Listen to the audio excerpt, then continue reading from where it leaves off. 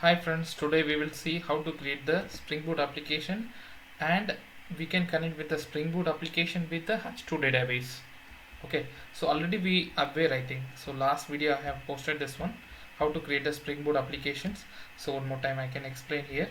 So open this Spring initializer portal. Then you have to give the artifact ID and group name as ever. Then you have to choose the jar file and I am familiar with the Java 8, so I am choosing this one. So here you have to add the dependency. Okay, so here the button add dependency h2 database I am choosing. Then I am choosing JPA. Okay, so JPA I am choosing. After that I am clicking the generate button. Once we are clicking the generate button, after clicking generate button it will get downloaded. So it will be there in the zip format. So you have to extract. Already I have downloaded one zip file and then extracted and imported into IntelliJ. Okay, so today we are using h2 database, correct? First we will see one application.properties files we have to do. Okay, so this is the 5 things you have to compulsory do for the h2 database.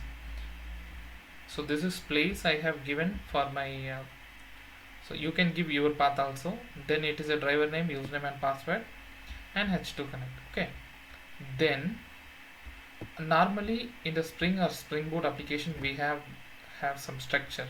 One is controller, model and repository and service classes. So first we will see the repository. So this is a main class and nothing I'm doing, it is generated automatically. Okay, don't want to touch this one. And here student repository first. So this JPA repository, it is providing the bonding between the database and the model class. Okay, so here, so that I am declaring my model class here. If you want to connect one more table, you have to create so my table name is student. You can create any repository. Student, my table name is student, that's what I created, student repository. If you want to create any employee table, you have to create one more table like employee repository. You have to create one interface. So example I am showing how we can.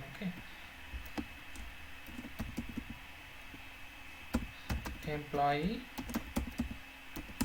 repository, like this you have to create. Then you have to extend JPA repository. Okay, like this.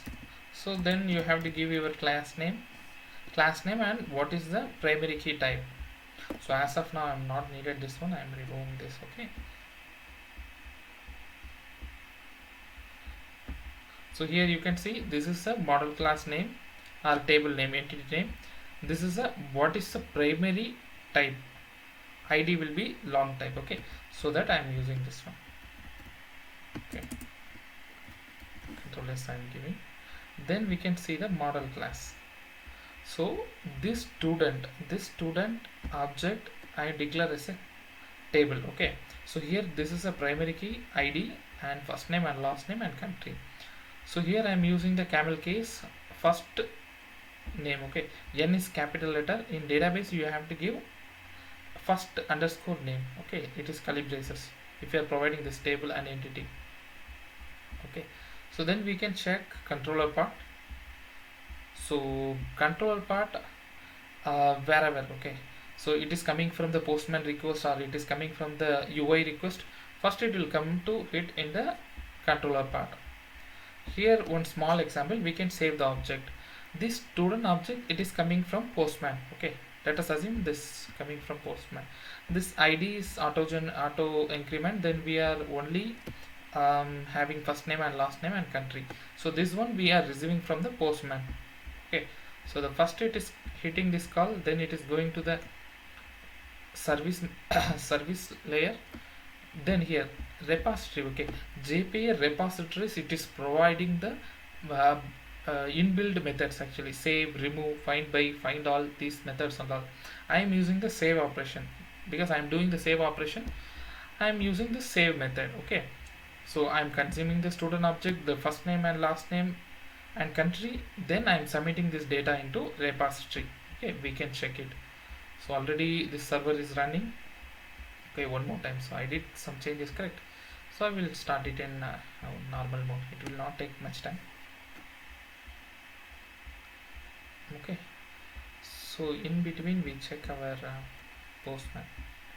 So Postman, already you aware. So localhost I'm using 8080, save student object, student details. This is a URL path. I'm using post mapping. Then I'm passing this value. We'll check the server is running or not. Yes, it started. So I'm clicking this send button. So already I have saved many data, so that's what the ID is coming in 33. Okay, so don't mind this one. So we can check our table also. Okay, so if you are if you are added the h2 dependency. Okay, so h2 dependency, what you have to do, one main thing. So in the application.properties file, you have to do this one, spring.h2 console enable true. So then only this browser will be enabled. Okay, so localhost :8080 h2 console, like this. If you are giving and clicking, automatically you will get one username and password, one window. Okay, so here, so I'm putting select star from student. So already I have submitted some data, correct? So that I want to check actually whether it is get inserted or not.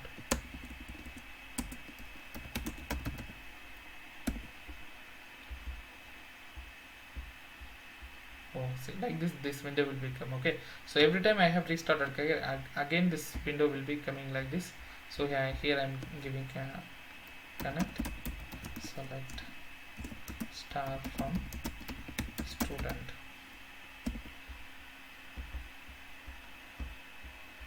So recently I have added the data, first name, last name and country, so you can check it here. So this is get added. This is very simple, and this is for only beginners. Okay, so then one more things. So get all student details.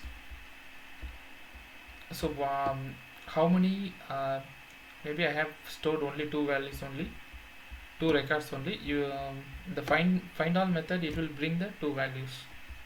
Okay, so here, so student all. So here also JP, it's providing the find all method to get all the data from the table. So this one. Okay, see, you in the table we have only two data. Okay, so that's what it is coming like this.